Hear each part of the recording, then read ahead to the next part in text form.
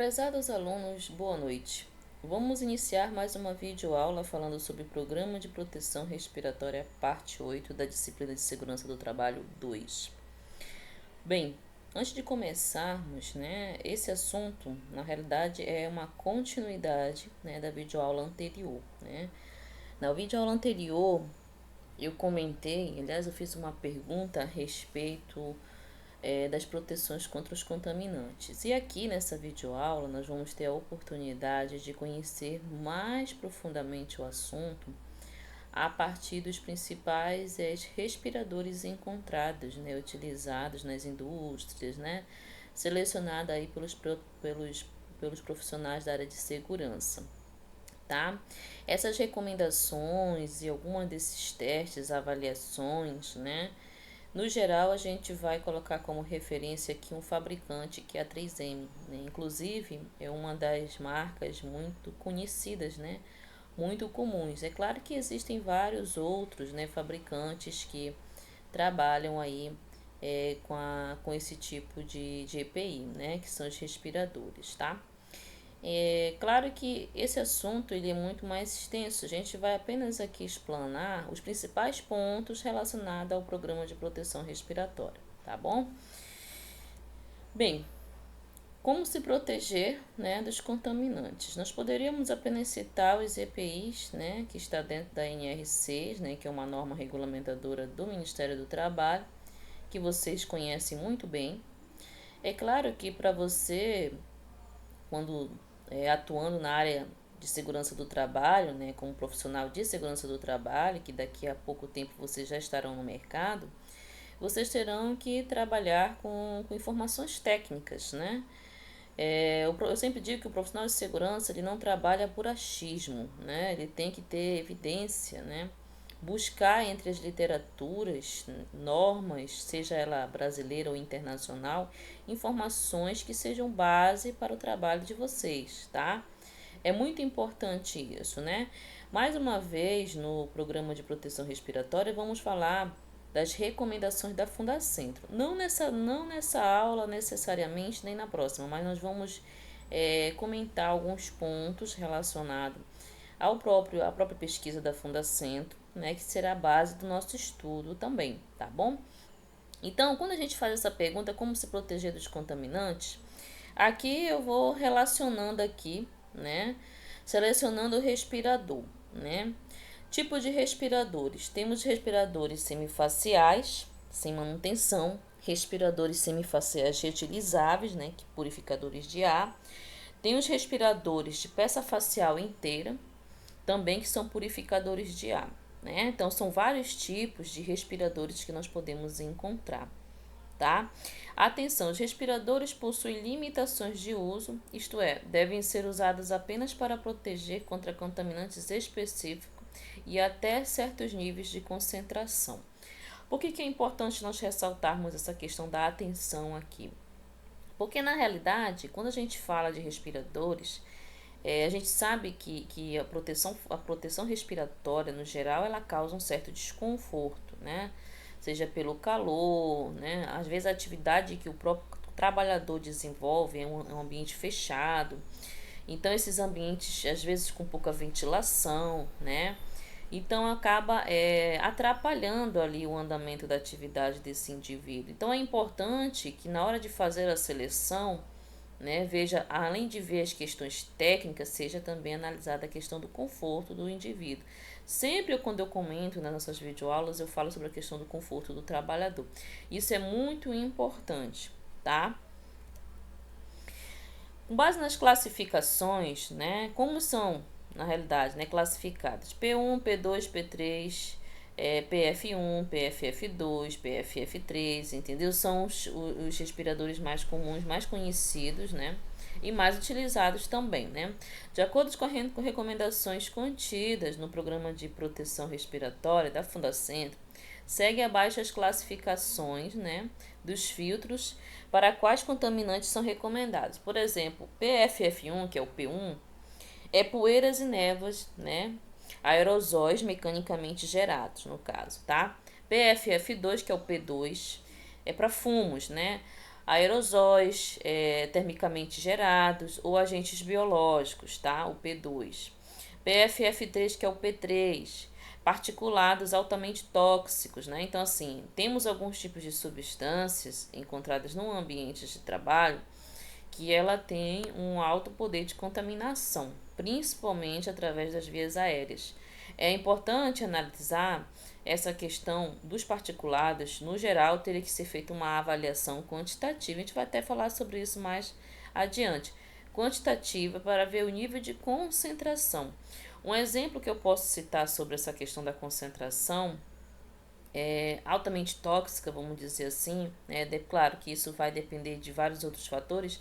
Um exemplo bem comum é os ambientes confinados, né? Os espaços confinados são espaços que possuem ali a presença de vários gases, né?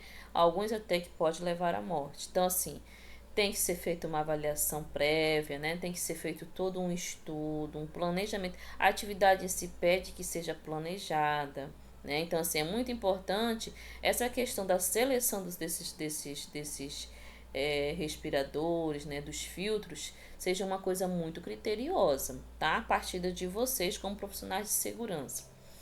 Com relação a essa seleção, aqui vamos para as características de cada um deles aqui, tá? Os principais, pelo menos eu coloquei aqui. Respiradores semifaciais reutilizáveis, purificadores de ar, né? Que purificam, né? Utilizados dentro do ambiente de trabalho. No geral, eles são descartáveis, tá? Que são esses modelinhos que você tá vendo aqui na figurinha que eu coloquei, né? Inclusive da 3M, tá? Os respiradores possuem limitações de uso, isto é, devem ser usados apenas para proteger contra contaminantes específicos até certos níveis de concentração, né? Pergunte sempre ao seu supervisor quais as limitações do seu respirador. Então, assim, no geral, isso são recomendações. É claro que quando se trata de respiradores semifaciais, como esse modelinho aí, tem que se analisar que tipo de ambiente esse indivíduo vai estar interagindo, né? Desenvolvendo ali a sua atividade. No geral, esse tipo de respirador que nós estamos vendo aqui, a imagem dele, ele é utilizado para poeira, né? Poeira simples, pó, né? Poeira de varrição, né? Aquilo ali que fica dentro do ambiente, ele pode ser utilizado ali tranquilamente, tá? Não estamos falando de manuseio de substâncias químicas, apenas essas poeiras do ambiente encontrado ali. Qual a diferença entre um respirador sem manutenção, tipo concha, para um dobrável, né? Em geral, os respiradores tipo concha possuem um formato mais anatômico e por isso tendem a oferecer uma vedação com maior variedade, né, de rosto, né? Por exemplo, ele vai ali se moldar de acordo com a face do trabalhador. O recomendado é que faça ensaio de vedação, fit test, né? Fit test é um ensaio, né, de vedação realizado inclusive pela 3M para verificar se o respirador que será utilizado realmente oferece a selagem adequada ao rosto do usuário, evitando a passagem de contaminante. Respiradores sem manutenção, tipo concha ou dobrável, quando são da mesma classe, por exemplo, a PFF1, possuem a mesma eficiência de filtração. O que pode diferenciá-los é a vedação no rosto do usuário, né? Alguns respiradores, a gente percebe que alguns protetores, máscaras faciais, assim, elas às vezes elas se encaixam direitinho, né, de acordo com o formato do rosto do indivíduo, mas às vezes é um pouco complicado você fazer essa aquisição e quando você faz a aquisição do material do produto que você vai colocar para o colaborador utilizar, às vezes a gente sente uma certa dificuldade, né, de encaixe na face dele, no rosto, né, e aí o que que acontece? Aí a pessoa pode vir a inalar aquela substância ali, né. Esse aqui é um outro modelo, respiradores de peça facial inteira, né? Um purificador de ar, né? Chamado de purificadores de ar também. Respiradores, eles são reutilizáveis, devem ser sempre utilizados com filtro ou cartuchos acoplados. Esses aí, às vezes com uma válvula, duas válvulas, no caso, dois filtros, um filtro, né? Tem vários modelos no mercado. Tem aqueles que são respiradores facial inteiro, né, que leva o rosto todo conforme mostra a figura aqui, né? E tem esses aqui, né, que não é o rosto todo. Esses aí, claro, são filtros ou cartuchos. Esses cartuchos, depois de algum tempo, você tem que descartar eles e comprar outros cartuchos. É claro que esses cartuchos, né, esses filtros, eles têm que ser de acordo com o modelo do respirador que você comprou aí, tá? E3M é um modelo diferente do modelo da MSA? Sim, tem vários outros fabricantes, não estou fazendo aqui comercial de nenhuma desses fabricantes, estou apenas dando um exemplo. Então, assim, no geral, a gente tem que analisar qual tipo de filtro ou de cartucho que ele vai ser ali, que vai ser encaixado ali, que é o recomendado para o uso do trabalhador, tá? Então, essas informações aí, tá aí a fonte da 3M. Outro tipo de respirador, né? Esse aqui é respirador com suprimento de ar, tá? Esse é um exemplo. Um respirador de pressão é usado quando o ambiente de trabalho exige maior nível de proteção. Esse respirador pode ser composto por uma unidade motorizada ou regulador de vazão ligada a um compressor de ar. Essa é uma característica desse tipo de respirador, tá? Esse aí apenas é um modelo, tá? Assim, existem vários outros modelinhos. Eu trouxe essa imagem para vocês entenderem qual a diferença entre cada um deles, tá? Aí tem aqui, atenção, né? Como o respirador com suprimento de ar normalmente é utilizado em situações de áreas muito perigosas, antes de entrar na área contaminada, verifique tudo. A máscara, o capuz, mangueira, regulador, painel e compressor, certificando-se que está tudo funcionando bem, tá? Quando o risco é desconhecido, sempre use máscara autônoma, né? Depois de utilizá-la, cuide para mantê-la limpa e guardar em local seco e protegido. Então, são recomendações, né? É importante sempre a gente analisar. Os profissionais de segurança têm que estar atento àquilo que o fabricante recomenda, tá? Uma coisa que eu sempre aconselho os profissionais de segurança a fazer, assim que você fizer aquisição de um produto, principalmente os respiradores, que é uma coisa muito mais complicada na hora de você fornecer ao colaborador, você tem que pegar, no caso, fazer uma busca rápida na internet dos catálogos da 3M. A 3M, MSA, todo fabricante, eles possuem os seus catálogos. Dentro dos catálogos tem todas as recomendações técnicas. Não tem ninguém melhor para conhecer sobre respirador do que o próprio fabricante, né? Que ele que patenteou tudo aquilo ali, ele fez os ensaios necessários, né? Então, assim, ele vai seguir as recomendações técnicas das legislações vigentes, mas com base naquilo que ele testou, nós, profissionais de segurança, teremos que estar atentos a essas informações, tá? Então, os catálogos dos fabricantes, eles também nos ajudam muito, né? Na hora que você vai fazer aquisição, normalmente o fornecedor ele já não vai ter muito essa informação, a não ser informações realmente de design, né, resistência, coisas básicas, mas as informações mais técnicas você tem que buscar com o fabricante no geral, tá? Selecionando o respirador adequado, né, conforme essa instrução normativa número 1 de 1 de 4 de 94, e recomendações para a seleção de respiradores da Fundacentro. Veja que a Fundacentro ela tem um papel muito importante no programa de proteção auditiva, respiratória, né? As recomendações dela são realmente muito importantes para o nosso trabalho, tá? Quando não é sabida a concentração de contaminante no ambiente e não é possível estimá-la, os únicos respiradores que podem ser utilizados são máscaras autônomas, né, de demanda compressão positiva ou linha de ar comprimido de demanda de compressão positiva com cilindro auxiliar para a fuga. Eu coloquei esse modelo para a gente saber o que a gente está falando aqui, tá? Observe aí nesse lado aqui direito o indivíduo utilizando, né, um respirador facial, inclusive ele cobre todo o rosto, esse respirador facial, ele é inteiro, né?